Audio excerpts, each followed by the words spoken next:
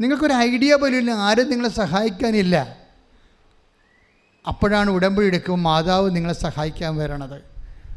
അതൊരു ഒന്നൊന്നര സഹായമായിരിക്കും. അമ്മയുടെ സഹായം എന്ന് പറഞ്ഞാൽ അത് ഏത് തടസ്സം ഉണ്ടെങ്കിലും, ദൈവത്തിൻ്റെ സ്വഭാവം അറിയാമല്ലോ, ദൈവം മുന്നേ പോണതിന് പകരം ഇന്ന് വിടുന്ന സഞ്ചാരി മാതാവിനെയാണ്. ദൈവം മുന്നേ പോകുന്ന കാര്യമുണ്ട്. ഞാൻ നിനക്ക് മുമ്പേ പോകുന്നു. 45 എടുത്ത് ഐശ 45:2 ശ്രദ്ധിക്കട്ടെ. Hallelujah hallelujah hallelujah hallelujah. യേശുവേ നന്ദി, യേശുവേ ആരാധന ആരാധന ആരാധന. Hallelujah hallelujah hallelujah. യേശയ്യ 45:2. ഐശയ 45:2.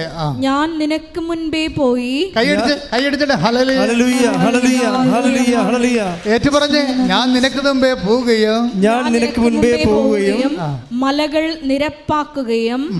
നിരപ്പാക്കുകയും പിച്ചളവാതിലുകൾ തകർക്കുകയും ഇരുമ്പോടാമ്പലുകൾ ഒടിക്കുകയും ചെയ്യും. ശ്രദ്ധിക്കട്ടെ. Hallelujah hallelujah hallelujah hallelujah. യേശുവേ നന്ദി. ഹല്ലേലൂയ ഹല്ലേലൂയ. പിച്ചളവാതിൽ തകർത്ത് മലകൾ നിരപ്പാക്കി പിച്ചളവാതിൽ തകർത്ത് ഇരുമ്പ് ഓടാമ്പുകൾ ഒടിക്കും. അതെന്താണ്? നിനക്ക് മുമ്പേ പോകുന്ന ദൈവത്തിൻ്റെ വാഗ്ദാനങ്ങളാണ്. അതാണ് പ്രശ്നം. അതാണ് ഗ്രീൻ ചാനലിലൂടെ ആൾക്കാർ പോകണം. മലകൾ ഉണ്ടാകത്തില്ലെന്ന് പറഞ്ഞിട്ടില്ല, നമ്മുടെ മുമ്പിൽ തടസ്സങ്ങളുണ്ടാകും. കഴിഞ്ഞ ദിവസങ്ങളിലൊരു സാക്ഷ്യം നമ്മൾ കേട്ട സാക്ഷ്യം എന്ന് പറയണത്, അതായത് അവൾക്ക് വീടില്ല. അവസാനം ലൈഫ് മിഷൻ്റെ ഒരു വീട് കിട്ടി. അതിന് 4 ലക്ഷമോ 6 ലക്ഷമോ കിട്ടുന്നത്. പക്ഷേ അതിന് കിട്ടണമെന്നുണ്ടെങ്കിൽ ഈ പറമ്പിൻ്റെ മുന്നാധാരം വേണം. ആ മുന്നാധാരത്തിന് വേണ്ടി ചെന്നപ്പോൾ അത് 4 പേരിലാണ്. 3 പേരും മരിച്ച്, 4-ാമത്തെ ആൾ മനോരോഗി. അയാളെ കണ്ടുപിടിക്കാൻ 1.5 കൊല്ലം. അതിനെ കണ്ടുപിടിച്ച് കഴിയുമ്പോൾ അയാൾ വേറൊരു നമ്പർ കൊടുക്കും. ഇങ്ങനെ കറങ്ങി തിരിഞ്ഞൊടിഞ്ഞ് മടങ്ങി അവസാനം സ്റ്റാൻഡിലെത്തുമ്പോൾ ആ മലകൾ നിവർത്തി ഇരുമ്പോടാനുമ്പോൾ പിച്ചളവാത് തകർത്ത് ഇരുമ്പോടാമ്പോൾ ഒടിച്ചുകൊണ്ട് ദൈവം ഇന്നും സഞ്ചാരി മാതാവിൻ്റെ വേഷത്തിൽ നിങ്ങളുടെ ജീവിതത്തിൻ്റെ മലകൾ തകർക്കാൻ വേണ്ടി ഉടമ്പടിയിലൂടെ കടന്നു വരുന്നു. ശ്രദ്ധിക്കട്ടെ. ഹല്ലേലൂയ ഹല്ലേലൂയ ഹല്ലേലൂയ ഹല്ലേലൂയ ആരാധന ആരാധന ഹല്ലേലൂയ ഹല്ലേലൂയ ആരാധന ആരാധന ഹല്ലേലൂയ ഹല്ലേലൂയ ഹല്ലേലൂയ ഹല്ലേലൂയ ഈശോയെ ആരാധന ആരാധന ഹല്ലേലൂയ ഹല്ലേലൂയ ഹല്ലേലൂയ. മക്കളെ, നിങ്ങൾ പലരും പറഞ്ഞ് ഞങ്ങൾക്കാർക്കും പ്രസൻസ് ഫീൽ ചെയ്തില്ല അച്ഛാ. സാക്ഷ്യം കേൾക്കുമ്പോൾ പറയും, ഞങ്ങൾക്ക് അച്ഛൻ എപ്പോഴും പറയും പ്രസൻസ് ഉണ്ടെന്ന്, ദൈവത്തിൻ്റെ സാന്നിധ്യം ഉണ്ടാവും. അപ്പം ഞങ്ങൾക്കാർക്കും സുഗന്ധമായ അഭിഷേകമൊന്നും കിട്ടിയില്ല, ഞങ്ങളാരും സ്വപ്നം കണ്ടില്ല, ഞങ്ങളാരും ദർശനം കിട്ടിയില്ല, ഞങ്ങൾക്ക് പ്രസൻസ് ഇല്ല, ഞങ്ങൾക്ക് ദൈവത്തിൻ്റെ സാന്നിധ്യം അനുഭവിച്ചില്ല. അച്ഛൻ എപ്പോഴും പറയുമില്ല ഉടമ്പടി സാന്നിധ്യം കിട്ടുമെന്ന്. എൻ്റെ മക്കളൊരു കാര്യം പറയാം, നിങ്ങളുടെ കാര്യം നിങ്ങൾക്ക് മുമ്പേ അതിൻ്റെ തടസ്സങ്ങൾ മാറിയിട്ടുണ്ടെങ്കിൽ, ഇതുകൊണ്ട് ഇപ്പോൾ കണ്ടതുപോലെ നിങ്ങളുടെ തടസ്സങ്ങൾ, നിങ്ങൾക്ക് മുമ്പിലുള്ള തടസ്സങ്ങൾ, നിങ്ങൾക്ക് മുമ്പിലുള്ള നിയമപരമായ തടസ്സങ്ങൾ, നിങ്ങൾക്ക് മുമ്പിലുള്ള രാജ്യത്തിൻ്റെ നിയമങ്ങൾ, നിനക്ക് മുമ്പിലുള്ള വിസ നിയമങ്ങൾ, അതുപോലെ തന്നെ ഇപ്പോൾ കഴിഞ്ഞ ദിവസങ്ങളൊരു സാക്ഷ്യം ഉണ്ടായി. ആ സാക്ഷ്യം സ്തുതിക്കട്ടെ. Hallelujah hallelujah hallelujah hallelujah hallelujah. Anila James പൂങ്കാവിൻ്റെ സാക്ഷ്യമാണ്. അനില ജെയിംസ് പൂങ്കാവ് അവളുടെ സാക്ഷ്യം വെച്ച് കഴിഞ്ഞാൽ അവൾ 2017 ഉടമ്പടി എടുത്ത ആളാണ്. ഇപ്പോൾ എത്രയായി? 5 കൊല്ലം ഉടമ്പടി എടുത്ത ആളാണ്. എത്രയോ ആൾക്കാർ, പണ്ടത്തെ ആൾക്കാരൊക്കെ ഇപ്പോഴാണ് വന്ന് സാക്ഷ്യം പറയണത്. 2017 ഉടമ്പടി എടുത്തിട്ട് 23 സാക്ഷ്യം പറയും. ഉടമ്പടി എടുക്കുമ്പോൾ അവളുടെ അതിനകത്ത് ഇൻവെസ്റ്റ്മെൻറ്റ്, ഈ അനിലയുടെ ഇൻവെസ്റ്റ്മെൻറ്റ് ഭയങ്കരമാണ്. കാര്യം അന്നിവിടെ മരിയൻ തപസ്സുള്ള കാലമാണ്. മരിയൻ തപസ്. അപ്പം മരിയൻ തപസ് അവൾക്ക് DH എക്സാം ഉണ്ട്, വേറെ എന്തോ BSc നേഴ്സാണ് ആൾ, അതിൻ്റെ എക്സാമാണ്. അപ്പോൾ എക്സാം ആയപ്പോൾ ഇവള് പറയുന്നത് എന്താ വെച്ചാൽ, വീട്ടുകാർ പറയും നീ എന്ത് മണ്ടത്തരാണ് ഇപ്പോൾ പോയി ധ്യാനം കൂടണത്, എക്സാം കഴിഞ്ഞിട്ട് നീ ധ്യാനം കൂടാൻ പോയിക്കോ, എത്ര ദിവസം വേണമെങ്കിൽ ധ്യാനം കൂടാൻ പോയിക്കോ, ഒരു പ്രശ്നവുമില്ല, ഇതിപ്പോൾ പഠിക്കേണ്ട സമയമല്ലേ. അത് വീട്ടുകാർ ഉപയോഗിക്കുന്ന റീസണാണ് ഉപയോഗിക്കുന്നത്, ഇവൾ ഉപയോഗിക്കുന്ന ഫെയ്ത്താണ് ഉപയോഗിക്കുന്നത്. രണ്ട് ഫാക്കൽറ്റിയാണ്. അപ്പോൾ ഇവൾ പറയും, അവളോട് പറയണത് നീ പരീക്ഷ കഴിഞ്ഞിട്ട് എക്സാമിന് പോയിക്കൊള്ളാൻ പറയും. അപ്പോൾ അവൾ പറയും ഞാൻ എക്സാമിന് അല്ല, ഇവള് പറയണത് നീ വീട്ടുകാർ പറയണത് പരീക്ഷ കഴിഞ്ഞ് തപസ് ധ്യാനത്തിന് പോയിക്കൊള്ളാൻ പറയും. അപ്പോൾ അവൾ പറഞ്ഞത് എന്താണ്, ഞാൻ തപസ് ധ്യാനത്തിന് പോയിട്ട് പരീക്ഷ എഴുതിക്കൊള്ളാമെന്ന് പറയും. അല്ല, ഇതാണ് സംഭവം. അപ്പോൾ ഇവിടുത്തെ പ്രോബ്ലം എന്ന് പറയുന്നത് ഇപ്പോൾ ഈ ഇതിൻ്റെ അകത്ത് ചില സമയത്ത് നമ്മുടെ ഈ ബുദ്ധി അങ്ങോട്ട് പ്രയോഗിക്കും. വിശ്വാസം ഇല്ലാത്തവൻ ബുദ്ധി പ്രയോഗിക്കുന്നത് തന്നെയാണ് നല്ലത്. വിശ്വാസം ഉള്ളവൻ, അതാണ് വിഷയം. അപ്പനാണ് അമ്മയാണെന്ന് പറഞ്ഞിട്ട് ഒരു കഥയില്ല. വിശ്വാസം ഇല്ലാത്തവൻ ബുദ്ധിയാണ് ദൈവം അവന് കൊടുത്തിരിക്കുന്നത്. പക്ഷേ ബുദ്ധി ഈ വിശ്വാസം പോലെ അധികം വർക്ക് ചെയ്യത്തില്ല. എന്താ കാര്യം വെച്ച് കഴിഞ്ഞാൽ, എന്ന് വെച്ചാൽ ബുദ്ധി വേണ്ടെന്നല്ല, റീസണബിളായിട്ട് കാര്യങ്ങൾ ചെയ്യരുത്, യുക്തിസഹമായിട്ട് കാര്യങ്ങൾ ചെയ്യരുത്, നിങ്ങൾ അയുക്തികമായിട്ട് ചെയ്തിട്ട് പണി മേടിക്കണമെന്നല്ല ഞാൻ പറയണത്. നിങ്ങളുടെ വിശ്വാസ നിലവാരം ശക്തമാണെങ്കിൽ അതാണ്. അല്ലാതെ ഈ വിശ്വാസത്തിൻ്റെ ABCDക്കാരെ കൊണ്ടുപോയി ഇൻവെസ്റ്റ് ചെയ്ത് പണി മേടിക്കരുത്. പക്ഷേ നിങ്ങളുടെ വിശ്വാസ നിലവാരം ശക്തമാണെങ്കിൽ, എൻ്റെ കർത്താവ്, ഞാൻ പഠിക്കാനുള്ള പഠിച്ചിട്ടുണ്ട്, ബാക്കി ചെയ്യേണ്ടത് കർത്താവാണ്, അവർക്ക് ആ ബോധ്യമുണ്ടത്. ആ ബോധ്യം പറഞ്ഞ് ഞാൻ തപസ് ധ്യാനം കൂടിയിട്ട് പ്രാർത്ഥിച്ചിട്ട് ഞാൻ പോയി പരീക്ഷ എഴുതാം. എന്താ കാര്യം? ബാക്കി എൻ്റെ പ്രശ്നങ്ങൾ എന്തെങ്കിലും ഉണ്ടെങ്കിൽ അമ്മ പരിഹരിക്കും, എനിക്ക് ചെയ്യാവുന്ന ഞാൻ ചെയ്തിട്ടുണ്ട്. അപ്പോൾ അവൾ തപസ് കൂടിയിട്ട് പോയി പരീക്ഷ എഴുതി ആ പരീക്ഷ ജയിക്കുകയും ചെയ്ത് അവൾ Abu Dhabi DH exam, Dubai health അതോറിറ്റിയുടെ എക്സാം DH എക്സാം എഴുതി. DH എക്സാമിൽ അവൾ ജയിച്ചു അവിടെ നേഴ്സായിട്ട് ജോലി ചെയ്തുകൊണ്ടിരിക്കുന്ന സമയത്ത് പെട്ടെന്നൊരു പ്രശ്നം വന്നു. എന്താ പ്രശ്നം വെച്ചാൽ, അവൾ 4 മാസം കഴിഞ്ഞപ്പോൾ അവൾ പ്രഗ്നൻ്റായിട്ട് പിന്നെ ഭയങ്കര ഛർദിയും ഭയങ്കര പ്രഗ്നൻസിയുടെ കുറേ പ്രോബ്ലംസ് വന്നപ്പോൾ ആശുപത്രിക്കാർ പറഞ്ഞു, നിങ്ങളിവിടെ നിർത്താൻ പറ്റുകയില്ലെന്ന് പറഞ്ഞു. അവളെ ഡിസ്മിസ് ചെയ്ത് ചെയ്യുമ്പോൾ നിങ്ങൾക്കൊന്ന് ഉണ്ടായ ജോലി പോയി, ഒരു ഗർഭിണിയെ ഡിസ്മിസ് ചെയ്തിട്ട് അവൾക്ക് നാട്ടിലോട്ട് പോരണം. അപ്പോൾ എല്ലാം തകർന്ന് നാട്ടിലോട്ട് പോരുകയാണ്. അത് ചിലപ്പോൾ ബൈ ചാൻസായിട്ട് ഇങ്ങനെ പ്രഗ്നൻ്റ് ആകത്തില്ലേ. അപ്പം അങ്ങനെ വന്നൊരു ജീവിതത്തിൻ്റെ ഒരു അനുഭവമാണത്. നമ്മൾ ആരെയും ഒന്നും പറഞ്ഞിട്ടൊരു കഥയില്ല. നിങ്ങൾക്കൊക്കെ ജീവിതത്തിൽ ഇതുപോലുള്ള അനുഭവങ്ങളുണ്ടാവും.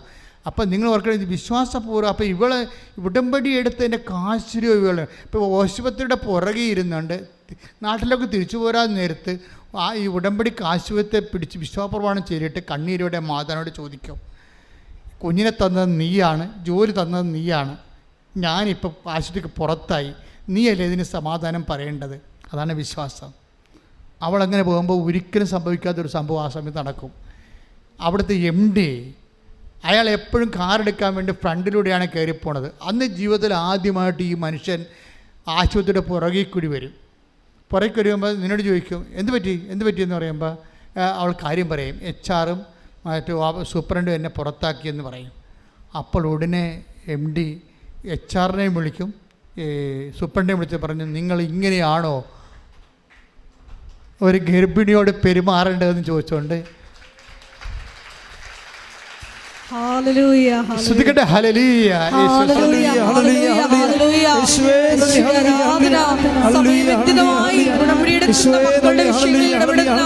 അവിടുത്തെ കാരുണ്യത്തിന് നന്ദി പറയുന്നു.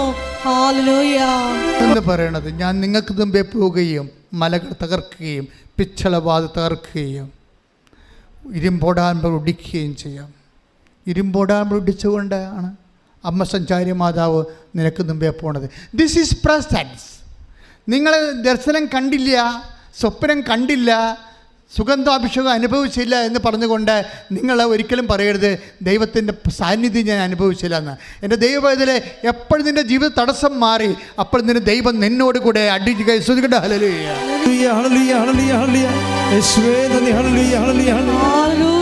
എന്താ പ്രശ്നം എന്ന് ചോദിച്ചു കഴിഞ്ഞാൽ, ഉടമ്പടിയുടെ ഇൻബിൽട്ടായിട്ടുള്ള ഒരു പ്രോമിസാണ് the presence of God. Inbuilt എന്ന് പറഞ്ഞാൽ എന്താണ്? അതിൻ്റെ അകത്ത് തന്നെ ഘടനയുടെ ഭാഗമാണ്. ഉടമ്പടിയുടെ ഘടനയുടെ ഭാഗമാണ് ദൈവത്തിൻ്റെ സാന്നിധ്യം. അപ്പോൾ നിങ്ങൾ ഉടമ്പടി എടുക്കുമ്പോൾ ഇപ്സഫാത്തോ നിങ്ങൾക്ക് ദൈവത്തിൻ്റെ സാന്നിധ്യം അനുഭവവേദ്യമായോ വ്യത്യസ്തമായ രീതിയിലാണെന്ന് മാത്രമേ ഒന്ന് ചിന്തിച്ച് നോക്കിയേ. നമ്മൾ ഈശോ സ്വർഗാരോഹണം ചെയ്ത് പോകുമ്പോൾ എന്താ പറഞ്ഞത്? 28-20 ഒന്നിന് വായിച്ചേ. Take the word of God. മത്തായി ശ്ലീഹ 28-20. ശ്രുതിക്കട്ടെ ഹല്ലേലൂയ. 28-20 മത്തായി ശ്ലീഹ. പിതാവിൻ്റെയും പുത്രൻ്റെയും പരിശുദ്ധാത്മാവിൻ്റെയും നാമത്തിൽ അവർക്ക് ജ്ഞാനസ്നാനം നൽകുവിൻ. ഞാൻ നിങ്ങളോട് കൽപ്പിച്ചവയെല്ലാം അനുസരിക്കാൻ അവരെ പഠിപ്പിക്കുവിൻ. യുഗാന്തം വരെ എന്നും ഞാൻ നിങ്ങളോട് കൂടെ ഉണ്ടായിരിക്കും. എന്ന് പറഞ്ഞ യുഗാന്ത്യം വരെ ഞാൻ എന്നും നിങ്ങളോട് കൂടെ ഉണ്ടായിരിക്കും. അതാണ് പ്രസൻസ്. അത് പ്രസൻസ് ഉടമ്പടിയുടെ ഭാഗമാണ്. എന്താണ് ഉടമ്പടി? എന്താണ് അതിനകത്തുള്ള ഉടമ്പടി കണ്ടന്റ്? എന്താണ്? വായിച്ചോളൂ. അതിനകത്തുള്ള ഉടമ്പടി കണ്ടന്റ് എന്താ? വായിച്ചോളൂ. ഞാൻ നിങ്ങളോട് കൽപ്പിച്ചവയെല്ലാം പറഞ്ഞേ. ഞാൻ നിങ്ങളോട് കൽപ്പിച്ചവയെല്ലാം അനുസരിക്കാൻ അവരെ പഠിപ്പിക്കുകയും. ഞങ്ങളതല്ല ചെയ്യണത്. കർത്താവ് നിങ്ങളോട് കൽപ്പിച്ചൊക്കെ അനുസരിക്കാൻ ഞങ്ങൾ നിങ്ങളെ പഠിപ്പിച്ചുകൊണ്ടിരിക്കുകയാണ്. അപ്പോൾ നിങ്ങളത് അനുസരിച്ച് പഠിച്ചിട്ട് അത് പ്രയോഗത്തിൽ കൊണ്ടുവന്നിരിക്കുന്ന സാക്ഷ്യങ്ങളാണ് നമ്മൾ കേൾക്കുന്നത്. അപ്പോൾ നമ്മൾ ഉടമ്പടിയിലാകുന്ന വ്യക്തിക്ക് എന്താണ് ഈശോ നൽകിയ ലാസ്റ്റ് പ്രോമിസ്? എന്താണ്? യുഗാന്ത്യം വരെ, എന്ന് വെച്ചാൽ നീ മരിക്കണത് വരെ കർത്താവ് നിന്നോട് കൂടെ കൈയടിച്ചട്ടെ.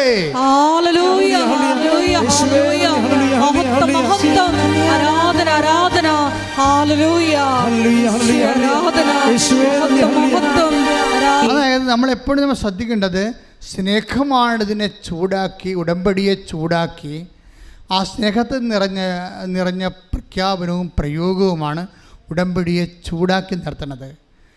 ആ സ്നേഹത്തിൻ്റെ ചൂടിലാണ് ദൈവം നമ്മുടെ കൂടെ പ്രസൻസ് തരണത്. ഈ പ്രസൻസ് അങ്ങ് പോയി കഴിഞ്ഞാൽ നമ്മുടെ സ്നേഹം പ്രസൻസ് പോകാൻ സാധ്യത എപ്പോഴാണെന്ന് അറിയാമോ? ഈ പ്രസൻസ് കളയാതിരിക്കാൻ നോക്കണം. പ്രസൻസ് കളയുന്ന അരൂപിയൊക്കെ വന്നാൽ പ്രസൻസ് വിട്ടുപോകും. അങ്ങനെ കുഴപ്പമുണ്ട് പ്രസൻസിനെ. ദൈവത്തിൻ്റെ സാന്നിധ്യം വിട്ടുപോകും. ഇപ്പം സാംസൺ കണ്ട പെണ്ണുങ്ങളെയൊക്കെ പ്രേമിച്ച് നടന്ന പാർട്ടിയാണല്ലേ സാംസൺ ദലീല അതിൽ അല്ലേ? അപ്പോൾ അവൻ്റെ നസീർ വ്രതം അവർ ദൈവമായിട്ടൊരു ഉടമ്പടിയായിരുന്നു. നസീർ വ്രതം മുടിയൊക്കെ വീട്ടി നടത്തി നിഷിദ്ധമായ ആഹാരങ്ങളൊന്നും ഉപയോഗിക്കാതെ അവൻ ചെയ്തൊരു സെൽഫ് ഡിസിപ്ലിനുണ്ട്. സെൽഫ് ഡിസിപ്ലിൻ മാറ്റിയിട്ടാണ് ഇവൻ ലൈനടിക്കാൻ പോയത്. അതോടുകൂടി എന്താ പറയണത്? കർത്താവിൻ്റെ ആത്മാവ് വിട്ടുപോയി, പ്രസൻസ് പോയി. അധർമ്മം വർദ്ധിച്ചാൽ പ്രസൻസ് പോകും. Take the word of God. Samson ശ്രദ്ധിക്കട്ടെ. ഹല്ലേലൂയ ഹല്ലേലൂയ ഹല്ലേലൂയ ഹല്ലേലൂയ യേശുവേ നന്ദി. ഹല്ലേലൂയ hallelujah hallelujah hallelujah hallelujah hallelujah യേശുവേ ആരാധന ആരാധന ആരാധന ആരാധന. ന്യായാധിപന്മാർ 16:20. എത്രേ പറഞ്ഞോളൂ? ന്യായാധിപന്മാർ 16:20. ജഡ്ജസിന്റെ 14:20. കർത്താവ് തന്നെ വിട്ടുപോയ കാര്യം അവൻ അറിഞ്ഞില്ല. പറഞ്ഞ കർത്താവ് തന്നെ വിട്ടുപോയ കാര്യം അവൻ അറിഞ്ഞില്ല. ഈ ഉടമ്പടി എടുത്ത പല ആൾക്കാർക്ക് സംഭവിച്ചിരിക്കുന്ന ഒരു നിശബ്ദ ദുരന്തമാണ്. കർത്താവ് അവരെ വിട്ടുപോയത് അവരറിഞ്ഞിട്ടില്ല. കർത്താവ് അവരെ വിട്ടുപോയത് എന്തുകൊണ്ടാണ് അറിയാത്തത്? അധർമ്മം വർദ്ധിച്ചാൽ സ്നേഹം തണുത്തു പോകും. അപ്പോൾ കർത്താവ് അവരെ വിട്ടുപോകും. അധർമ്മം വർദ്ധിച്ചാൽ എപ്പോഴും നമ്മൾ ഉടമ്പടി എടുത്ത് ശ്രദ്ധിക്കണം. ധർമ്മമല്ലാതെ ഇപ്പം ധർമ്മമാണ് ഉടമ്പടിയിലെ ധർമ്മം. എന്താ? നമ്മുടെ ജീവകാരുണ്യ പ്രവർത്തനങ്ങൾ, രോഗികളെ കാണുന്നതും വസ്ത്രം കൊടുക്കുന്നതും നില ഉടുപ്പിക്കുന്നതും അതെല്ലാം ധർമ്മമാണ്. അത് ചെയ്യാതിരിക്കുമ്പോൾ അധർമ്മമായിട്ട് വരും. അതുപോലെ തന്നെയാണ് പ്രേക്ഷിത പ്രവർത്തനങ്ങൾ. ഉടമ്പടി അവൻ പറയണ പോലെ ചെയ്യാൻ നമ്മൾ കർത്താവ് പറഞ്ഞ വചനം നമ്മൾ ചെയ്യുകയാണ്. കാരണം ലോകം മുഴുവനും പോകുന്നു, എല്ലാ സൃഷ്ടികളും സുവിശേഷം പ്രസംഗിക്കാൻ അവൻ പറഞ്ഞതാണ്. അത് നമ്മൾ ചെയ്യുന്നില്ല. അപ്പോൾ അത് അധർമ്മമാവും. ധർമ്മം ചെയ്യുന്നില്ലെങ്കിൽ അധർമ്മമാവും. അധർമ്മം വർദ്ധിച്ചാൽ എന്നാ പറ്റണത്? അധർമ്മം വർദ്ധിച്ചാൽ മർക്കോസിൻ്റെ മത്തായി 14:24-12 എടുത്തേ. മത്തായി 24:12. അധർമ്മം വർദ്ധിക്കുന്നതിനാൽ പലരുടെയും സ്നേഹം തണുത്തുപോകും. ഈ ദൈവസ്നേഹത്തിന് ഒരു കുഴപ്പമുണ്ട്. എന്ത് കോപ്പറേറ്റ് തരം കാണിച്ച് നിങ്ങൾ ദൈവസ്നേഹത്തിൽ നിൽക്കാൻ പറ്റത്തില്ല.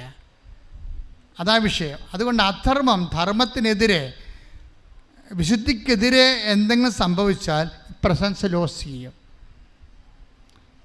യേശുക്രിസ്തു ക്രൂശിക്കപ്പെട്ടതിന് ഒരു കാരണം മാത്രമേ ഉള്ളൂ. എന്താണ്?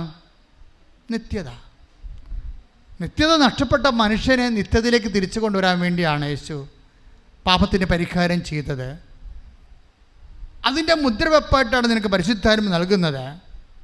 വിശ്വാസം മാത്രം സ്വീകരിച്ചത് കൊണ്ട് സഭയിൽ പൂർണ്ണത കിട്ടാത്തതിൻ്റെ കാരണം പരിശുദ്ധാത്മാവിനെ സ്വീകരിക്കാൻ വേണ്ടിയാണ്. എഫേസ്യർ 4:30 എടുത്തേ. ശ്രദ്ധിക്കട്ടെ. Hallelujah hallelujah hallelujah hallelujah hallelujah hallelujah hallelujah യേശുവേ ആരാധന ആരാധന ആരാധന ആരാധന. Hallelujah hallelujah hallelujah hallelujah hallelujah hallelujah യേശുവേ നന്ദി. എഫേസ്യോസ് 4:30. എഫേസ്യോസ് 4:30. രക്ഷയുടെ ദിനത്തിനു വേണ്ടി നിങ്ങളെ മുദ്രിതരാക്കിയ ദൈവത്തിന്റെ പരിശുദ്ധാത്മാവിനെ വേദനിപ്പിക്കരുത്. അതായത് ഈ പരിശുദ്ധാത്മാവിനാണ് ദൈവത്തെ ജീവൻ പ്രസൻസ് എല്ലാം നമുക്ക് ഫീൽ ചെയ്യാൻ സഹായിക്കുന്നത്. ഇത് വേദനിച്ച് കഴിഞ്ഞാൽ, കാര്യം പരിശുദ്ധാത്മാവ് ഒരു വ്യക്തിയായതുകൊണ്ട് വേദനിച്ച് കഴിഞ്ഞാൽ ഇത് വിട്ടുപോകും. പ്രസൻസ് നഷ്ടപ്പെടാൻ സാധ്യതയുള്ള അതാണ്. ഉടമ്പടി എടുത്തിരിക്കുന്ന ആളുടെ ഈ പ്രസൻസിനെ കുറിച്ച് നല്ല ബോധം ഉണ്ടാകണം. പരിശുദ്ധാത്മ വിട്ടുപോകുന്ന തരത്തിലുള്ള കലാപരിപാടികളൊന്നിലേക്കും പോകരുത്. പ്രത്യേകിച്ച് ആത്മാവിനെ നഷ്ടപ്പെടുത്തുന്ന ചില സങ്കര വിവാഹങ്ങളൊക്കെ വരുമ്പോൾ ഞാൻ ഇപ്പോൾ കത്തോലിക്ക പെണ്ണിനോട് ചോദിക്കും, നിനക്ക് നിത്യജീവിതം വേണം അതോ അവനെ വേണമെന്ന് ചോദിക്കും. എനിക്ക് നിത്യജീവിതം മതിയെന്ന് ചില പെണ്ണുങ്ങൾ പറയും, ചില പെണ്ണുങ്ങൾ ഓടിക്കളയും. എന്താ കാര്യം? അവളൊക്കെ അവനുമായിട്ട് ബന്ധപ്പെട്ടിരിക്കുകയാണ്, ശാരീരികമായിട്ട് കണ്ട് സംസാരിച്ച് മൂന്നാം പക്കം ബന്ധപ്പെട്ടാണ്. ഇവന് വേണ്ടി മാത്രം ഇങ്ങനെ ഇറങ്ങിക്കെത്തിരിക്കുന്ന പെണ്ണുങ്ങളാണ് ഇതുപോലെ വീണ് പോണത്. എപ്പോഴും നിങ്ങൾ ഇന്ദ്രിയങ്ങളെ നിഗ്രഹിക്കുകയും അടക്കി നിർത്തുകയും ചെയ്യണം.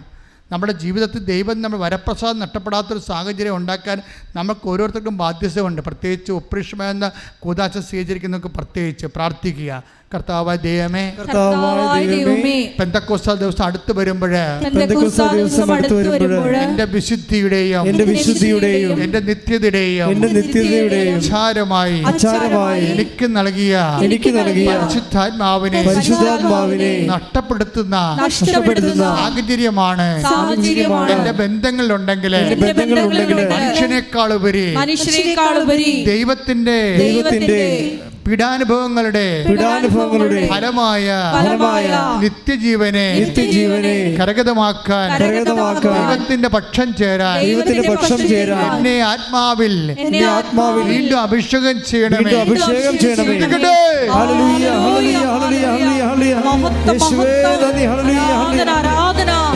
നിങ്ങളെന്ത് ശാരീരികമായി ബന്ധപ്പെട്ട് പാപം ചെയ്താലും നിന്റെ ആത്മാവിനെ നഷ്ടപ്പെടുത്തുകയും യേശുക്രിസ്തുവിൻ്റെ ക്രൂശീകരണത്തെയും അവൻ്റെ തിരുമണത്തെയും വിശുദ്ധ രക്തത്തെയും നീ മാനിക്കാതിരിക്കുകയും ചെയ്യുന്നുണ്ടെങ്കിൽ, നിത്യജീവനും നീ വില കൊടുക്കുന്നതായിട്ട് പരിശുദ്ധാത്മാവിനെ ഓർപ്പിക്കുന്നുണ്ടെങ്കിൽ, എൻ്റെ ദൈവവേദലെ ആന്ത് തേൻകട്ടയാലും പൊൻകട്ടയാലും നീ കർത്താവിലേക്ക് തിരിച്ചു വിടണം എന്നാണ് കർത്താവിൻ്റെ വചനം കൊള്ളത്. ശ്രുതികട്ടെ. ഹല്ലേലൂയ.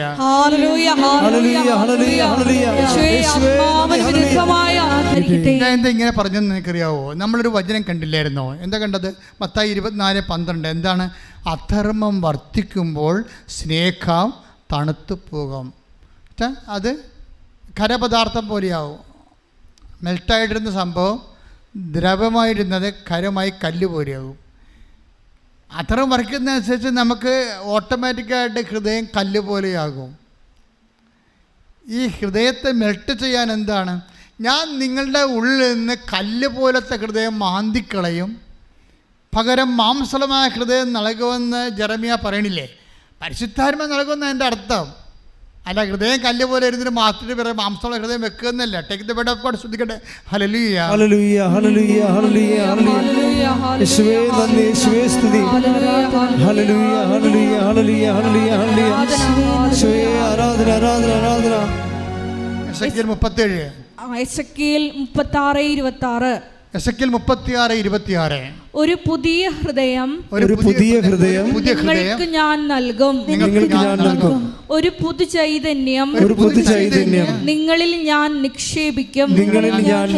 നിങ്ങളുടെ ശരീരത്തിൽ നിന്ന് ശിലാഹൃദയം എടുത്തുമാറ്റി മാംസള ഹൃദയം നൽകും. അപ്പൊ എന്താ ആദ്യത്തെ വചനം വായിച്ചേ? 36 ആദ്യത്തെ വചനം വായിച്ചത് ഒരു പുതിയ ഹൃദയം. അതുമ്പോൾ വായിച്ചേ, ഞാൻ നിങ്ങളുടെ മേൽ ശുദ്ധജലം തളിക്കും. നിങ്ങളുടെ എല്ലാ മാലിന്യങ്ങളിൽ നിന്നും നിങ്ങൾ ശുദ്ധീകരിക്കപ്പെടും.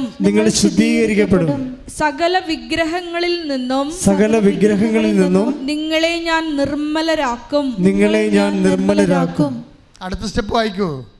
ഒരു പുതിയ ഹൃദയം നിങ്ങൾക്ക് ഞാൻ നൽകും. ഒരു പുതു ചൈതന്യം നിങ്ങളിൽ ഞാൻ നിക്ഷേപിക്കും. നിങ്ങളുടെ ശരീരത്തിൽ നിന്ന് ശിലാഹൃദയം എടുത്തുമാറ്റി മാംസള ഹൃദയം നൽകും. അപ്പൊ 36:26 ഈ ഈ വചനം കണക്ട് ചെയ്യേണ്ടത്. ഏത് വചനമാണ്? അധർമ്മം പെരുകുമ്പോൾ ഹൃദയം സ്നേഹം തണുത്തു പോകും, തണുത്ത് ശിലാതുല്യമാകും. അപ്പോൾ അധർമ്മം പെരുകുന്നതനുസരിച്ച് ഹൃദയം കഠിനമാകും. എസെക്കിയേൽ പറയണത് അധർമ്മം കൊണ്ട് കഠിനമായ കല്ല് പോലത്തെ ഹൃദയം ഞാൻ എടുത്തു മാറ്റാൻ വേണ്ടി എന്ത് ചെയ്യും?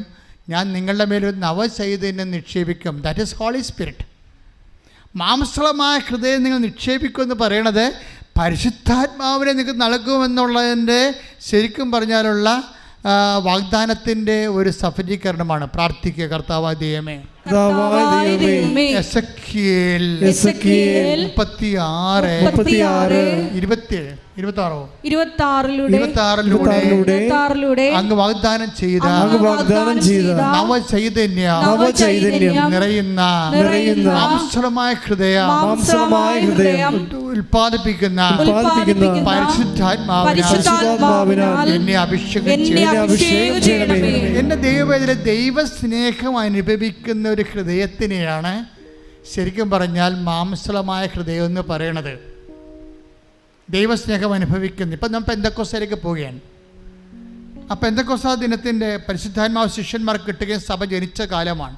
അപ്പം നമ്മൾ ഇതിൻ്റെ സത്യാവസ്ഥകളെ ഇപ്പോഴേ ഞാൻ പോലും അറിയാതെ എന്നിലൂടെ കർത്താവ് വചനം വെളിപ്പെടുത്തിക്കൊണ്ടിരിക്കുന്നത്. അത് ഞാൻ പഠിച്ച കാര്യങ്ങളല്ല, ആത്മാവ് പറഞ്ഞുകൊണ്ടിരിക്കുന്ന കാര്യങ്ങളാണ്. ആത്മാവിനെ ശ്രുതിക്കട്ടെ. ഹല്ലേലൂയ. വചന വെളിപാടുകൾക്ക് നന്ദി പറയുന്നു.